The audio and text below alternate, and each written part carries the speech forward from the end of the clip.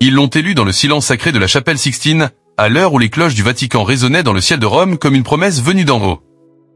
À 69 ans, cet homme au regard calme, choisi pour incarner la continuité, portait en lui bien plus qu'une fonction. Il portait un poids. Une vérité lourde, trop longtemps enfouie. Une chose que le monde entier pressentait, devinait, chuchotait, mais que personne n'osait affirmer à voix haute. Derrière l'encens, les rituels et les gestes millénaires, le nouveau pape Léon XIV n'est pas entré dans l'histoire par un discours triomphal. Non. Il a choisi un autre chemin. Celui de la confession. Celui de la vérité nue. Et dans un souffle qui a traversé les murs de pierre de la basilique Saint-Pierre, il a admis ce que nous soupçonnions tous. Un aveu. Un basculement. Un bouleversement silencieux mais profond, capable d'ébranler les fondations les plus anciennes. Voici l'histoire de cette révélation. Voici le récit d'un homme de foi qui, à l'automne de sa vie, a choisi de ne plus se cacher. Avant de devenir Léon XIV, il fut simplement Giovanni, un garçon né dans un coin oublié d'Italie, dans une maison où les murs craquaient l'hiver et où les silences pesaient plus lourd que les prières. Il grandit entre les cloches d'un village sans nom et les mains calleuses d'un père qui ne souriait jamais. Sa mère, elle, récitait l'Ave Maria comme on respire, comme on pleure. Il apprit très tôt que la vie n'était ni juste, ni douce, mais qu'elle pouvait être transcendée par la foi. À l'église, il trouvait refuge.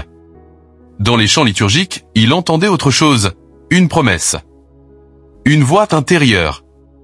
Il n'avait ni ambition, ni prétention, seulement ce besoin viscéral de comprendre le sens de la souffrance, le pourquoi des absences, le mystère de l'injustice. Il ne rêvait pas de grandeur. Il cherchait un abri, une réponse. Peut-être même un pardon qu'il n'osait pas nommer. C'est là, dans l'ombre d'un crucifix en bois, que naquit l'étincelle. Pas un appel céleste, mais une intuition, celle que le sacré n'était pas seulement dans les dogmes, mais dans les blessures que l'on porte et que l'on apprend à aimer. Il n'avait que 10 ans quand il dit à sa mère qu'il deviendrait prêtre. Elle pleura non de joie, mais d'inquiétude, car elle savait ce que cela coûterait à un enfant aussi sensible. Ce chapitre d'enfance n'est pas fait de miracles, mais de solitude. De longs soirs passés à lire les évangiles à la lueur d'une bougie, de journées entières à servir la messe, à genoux sur un sol froid. C'est là, dans cette enfance austère, que s'est forgée la complexité de l'homme qu'il allait devenir. Un homme de foi, oui. Mais surtout un homme de silence. Le jeune Giovanni n'avait ni le charisme flamboyant des grands orateurs, ni l'ambition visible des hommes de pouvoir. Il avançait doucement, presque en retrait, comme s'il craignait d'occuper trop d'espace dans un monde déjà trop bruyant. Il entra au séminaire dans un silence quasi monastique, avec pour seul bagage son humilité et une soif intérieure de vérité. Là où d'autres jeunes hommes débattaient de théologie comme on dispute une guerre d'idées, lui écoutait. Et surtout, il observait. Sa vie de prêtre ne fut pas spectaculaire. Pas de missions héroïques, pas de scandales, pas de reconnaissance tapageuse. Pendant des décennies, il servit dans des paroisses modestes, des quartiers oubliés, des lieux où l'église n'était plus une institution mais un rempart contre la solitude.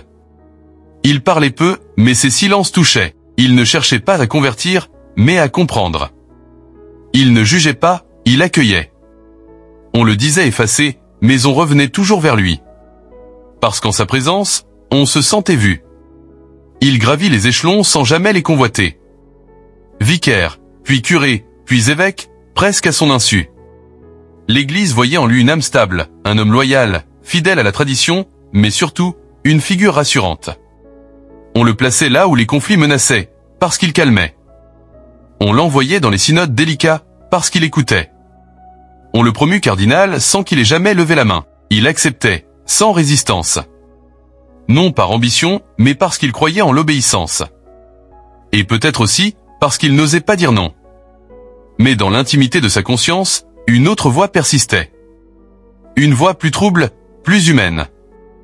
Car derrière la fonction, l'homme restait habité par des doutes profonds.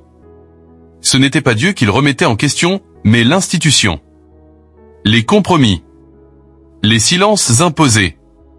Et au plus il montait, au plus ces silences devenaient lourds. Car tout au long de cette ascension discrète, il portait un secret. Un malaise, un questionnement interdit qu'il gardait enfoui. Et c'est ce silence, devenu trop pesant, qui allait finir par éclater au grand jour. Lorsque la fumée blanche s'éleva dans le ciel de Rome, le monde entier attendait un visage. Une figure. Un nom. Ce fut celui de Giovanni Battista, désormais Léon XIV, qui apparut au balcon, silencieux, presque tremblant. Loin des grandes ovations, des gestes assurés. Il semblait surpris, presque désarmé par l'immensité du rôle. Le trône de pierre, symbole de puissance spirituelle, s'ouvrait à un homme qui n'avait jamais cherché la lumière. Et pourtant, la lumière se braquait désormais sur lui. Dès les premiers jours de son pontificat, quelque chose changea. Les observateurs notèrent son refus des fastes. Pas de couronne, pas de trône doré, pas de déclaration flamboyante. Léon XIV se contentait d'un crucifix en bois, de chaussures usées, de gestes mesurés. On le surnomma rapidement et le pape silencieux. Mais ce silence, loin d'être vide, cachait une tempête intérieure. Car au plus haut sommet de l'Église, Giovanni n'était plus seulement un serviteur. Il était devenu, malgré lui, le gardien d'un secret que nul n'osait nommer. Dans les couloirs feutrés du Vatican, il relut des dossiers classés. Il rencontra des victimes. Il entendit des confessions tardives, des vérités qu'on avait voulu enterrer sous des siècles de marbre et d'encens. Et plus il écoutait, plus son cœur se brisait. Car ce qu'il avait ressenti toute sa vie, ce malaise diffus, ce silence étouffant, prenait désormais un visage, une forme, une gravité accablante. Les pressions commencèrent. Douces au début, puis plus fermes. On lui demanda de se taire, de préserver l'unité. On évoqua la tradition, la prudence, la responsabilité pontificale. Mais quelque chose s'était fissuré en lui. La voix intérieure, celle qu'il avait entendue enfant dans l'église glacée de son village, murmurait plus fort que jamais. Elle disait « EAC ». Et dans la solitude de ses appartements pontificaux, Léon XIV prit une décision. Une décision que nul pape n'avait osé avant lui. Il parlerait. Il dirait ce que le monde soupçonnait. Il briserait le silence. Non par provocation, mais par nécessité, par devoir moral, et par amour non pas de l'institution, mais de la vérité. C'était un matin calme à Rome, une matinée ordinaire pour les fidèles, pour les cardinaux, pour les millions de croyants à travers le monde. Mais dans le cœur du Vatican, un bouleversement se préparait. Léon XIV, assis seul dans sa chapelle privée, priait longuement. Non pour être compris, mais pour être prêt. Car ce jour-là, il allait briser le mur du silence. Ce jour-là, il allait dire ce que l'Église refusait d'entendre depuis trop longtemps. La salle était pleine. Les caméras tournaient. Les traducteurs attendaient. Mais rien ne pouvait vraiment préparer le monde à ce qu'il allait entendre. Il monta lentement sur l'estrade, regarda l'assemblée sans un mot pendant de longues secondes, puis prit la parole d'une voix douce, mais ferme. Il parla de l'Église. De ses grandeurs, oui. Mais aussi de ses ombres. Des erreurs du passé. Des abus couverts.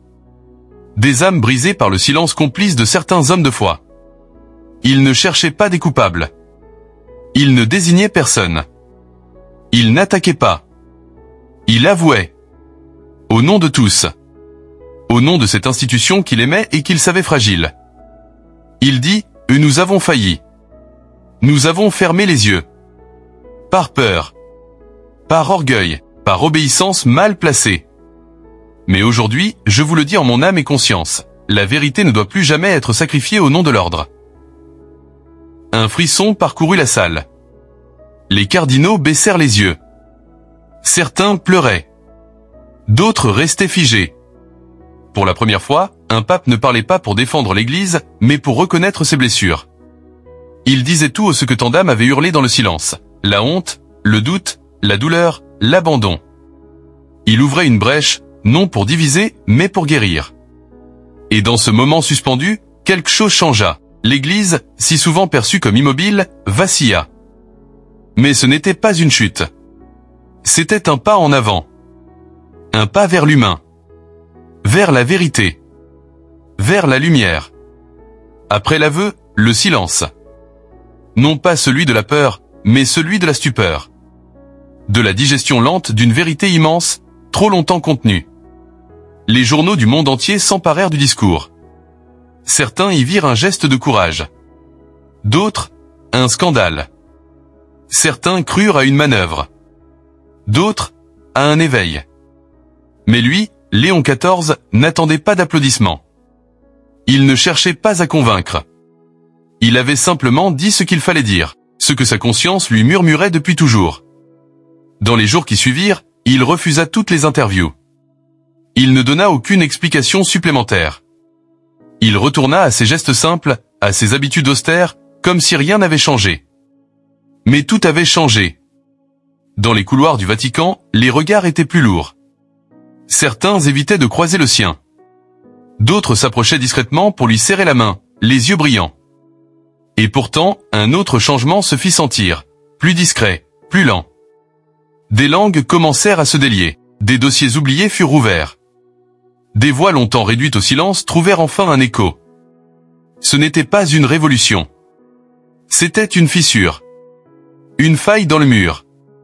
Suffisante pour que la lumière passe. Léon XIV ne fit rien d'autre de spectaculaire durant son pontificat. Aucun voyage retentissant. Aucune encyclique bouleversante. Mais son aveu avait tout dit. Il avait ouvert une ère nouvelle, celle d'une église plus humble, plus humaine, plus faillible, mais peut-être aussi plus vraie. À l'âge de 74 ans, épuisé, il annonça son retrait. Le deuxième pape a démissionné en moins d'un siècle. Il disait avoir fait ce qu'il devait. Rien de plus. Il retourna dans une petite résidence, loin du faste, entre des livres, un vieux jardin et ses prières silencieuses. Comme un retour à l'origine. À l'enfant qu'il avait été. À cette fois nu, dépouillé, sans costume ni orgueil. Et dans le calme de ce crépuscule, certains affirment encore aujourd'hui qu'il a fait plus pour l'Église, en parlant une seule fois, que d'autres en 1000 sermons. Il n'a pas crié. Il n'a pas régné avec puissance. Il n'a pas bousculé les foules par des mots tonitruants. Non.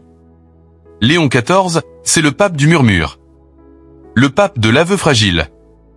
Celui qui n'a pas voulu changer l'Église en la détruisant, mais en osant la regarder en face. Avec humanité. Avec douleur. Avec amour. Il n'aura été qu'un souffle à l'échelle de l'histoire.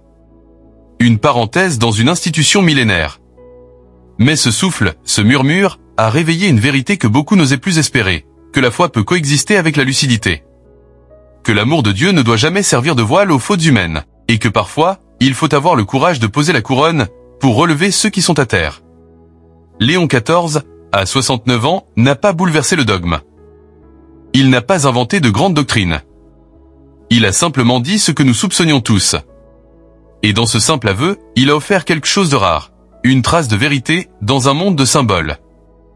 Et peut-être que c'est cela, au fond, être pape. Non pas gouverner, mais s'effacer. Non pas briller, mais écouter. Non pas imposer, mais reconnaître. Même si cela fait trembler les colonnes du temple. N'oubliez pas de vous abonner à la chaîne, d'aimer la vidéo et d'activer la cloche de notification pour ne rien rater.